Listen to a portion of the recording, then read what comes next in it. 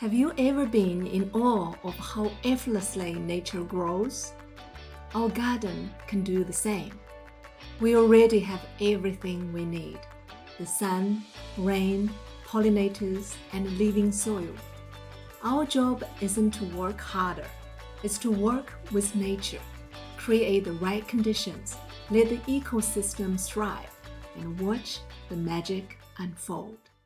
Welcome back to my garden. In part 1 of the Effortless gardening series, I shared 5 cut and come back and 14 self-sow vegetables that only need to be planted once to enjoy the bountiful harvest year after year. If you haven't watched that, click the link above. After filming that video, I noticed a few more plants that self-sow popping out from my garden. I'm going to show you quickly. This is a dill. It's gone to seeds and probably dropped everywhere. I noticed a lot of little ones on the footpaths. One here. I find it not very easy to distinguish dill from fennels. This is a fennel. Maybe fennel is white here. The other one is a little bit purple. There's a few more here. The stem is a little bit purple. They might be dill. I think I know now. Oh, I was really excited to see this. We had porcelain a couple of years ago. I forgot to pot one up. I was just hoping one day porcelain is going to pop out from my garden because it reminds me of my childhood. This is the vegetable I used to eat when I was little. So very special to me. There's another one here. See, they're so amazing. I need to look after them. From now on, I'm going to let them go to seeds, and then I will always have porcelain. It's filled with nutrients. Definitely worth getting one in your garden. Another one I found is this snake bean. Interesting story.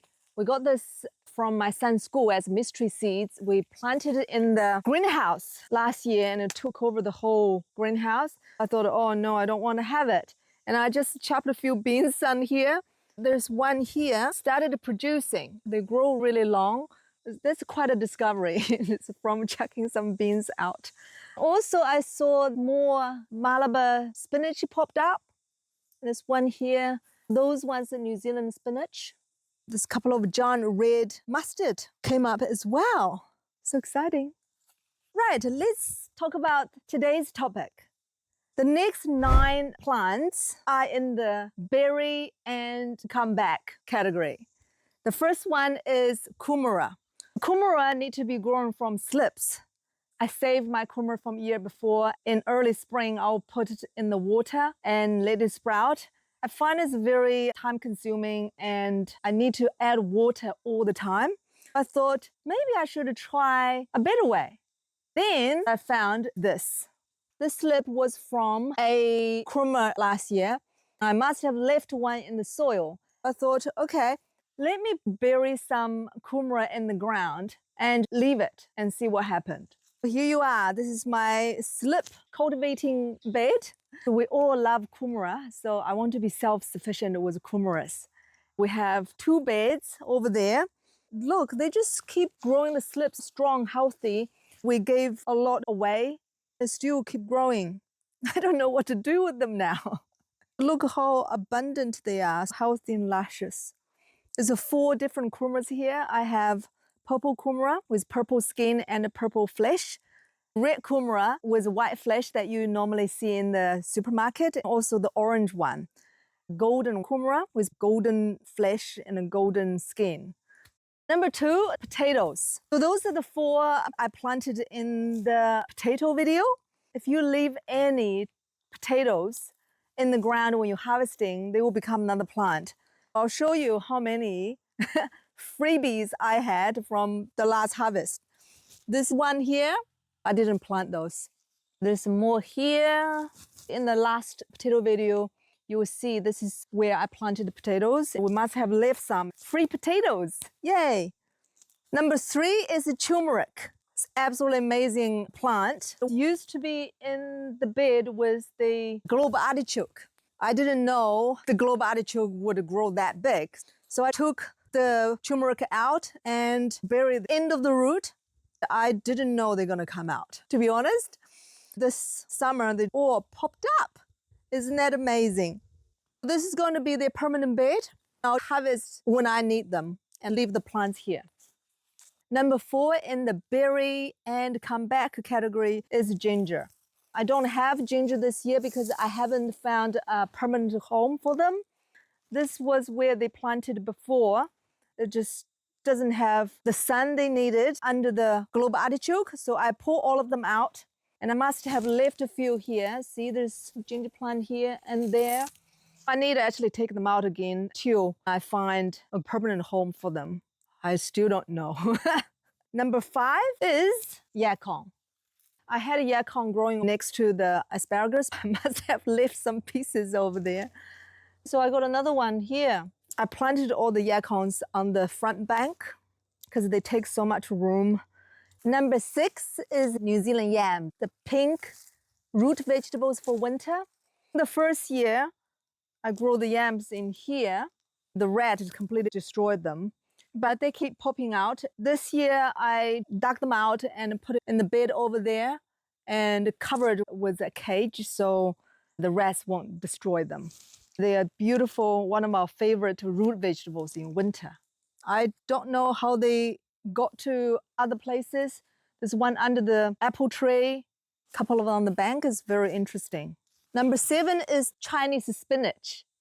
Such wonderful heat-loving vegetables. When you harvest them, you eat the leaves, pop the stems in a glass of water, they will root and become another plant. When the season finishes, I'll dig them out and either put in the pots or the soil in the greenhouse. When spring comes around, they will just pop out. So you never need to buy them ever again. Bury them and they will come back. Number 8 is globe artichoke. This plant will grow really big. This is the dead part I cut off. When the mother plant finishes the cycle, you will see new shoots coming off the trunk. They will keep producing. When it's too cold, they will die down. I'll just cover with mulch and next spring they will come back. Number 9 is Jerusalem artichoke. It's got another name called fat choke. It's got a beautiful little sunflower looking flower and the bees love them. We had 2 plants last year. One of them in raised bed grew into 3 meters and we have a whole bucket of Jerusalem artichokes from one plant. That was so much. The only way we eat them is to ferment them. There's a lot of effort. So this year, I actually didn't plant them. This is the second plant. I just left it in the soil. This year, they're just sprouting like this. Oh, there's another one here. Must be a piece of travel there. Now it became a big plant. Maybe we can try roast them. I think it's quite nice too. The next 5 vegetables are in the perennial category. I'm pretty sure I have more, but this is the 5 I can see in my garden right now. The first one is asparagus. This is the second year we grow them. We tasted 2 this year because they were broken. Oh, they were so crunchy and sweet. This is the purple variety. It's very sweet.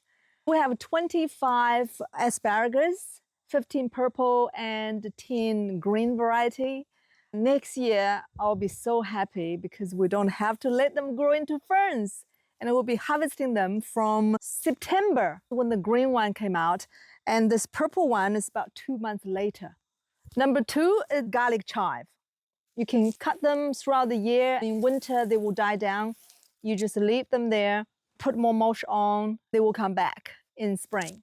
Number 3 is behind this fig tree by the fence called choco. It's a very hardy vegetable, beautiful green fruit. It tastes like courgettes or zucchinis. You can stir fry or roast them. It's beautiful. Once the season finishes, put mulch on it and next year they will come back. Number 4 is rhubarb. You can see this on the bank. We haven't been watering them often at all. There's a little mantis there. Not sure it's a friend or foe. It doesn't look very healthy at the moment. This is the one that in winter will die down a little bit. When spring comes around, put some compost in there, they will grow beautifully. It's perfect for making rhubarb crumbles. We need to think about the watering system on the bank because I just don't have the time to do that every day in summer. The last one is Chinese chive. We had it since we moved into this house. It's different from the normal chives. It's flat, quite a strong flavor. It's very popular in China to make dumplings. They keep growing, you cut and use them as much as you need. In winter, they will die down a little bit, and once again, mulch. In spring, some compost. I think it's almost end of the season and got flowers on it. Beautiful. All right, now you have your vegetables of all seasons sorted.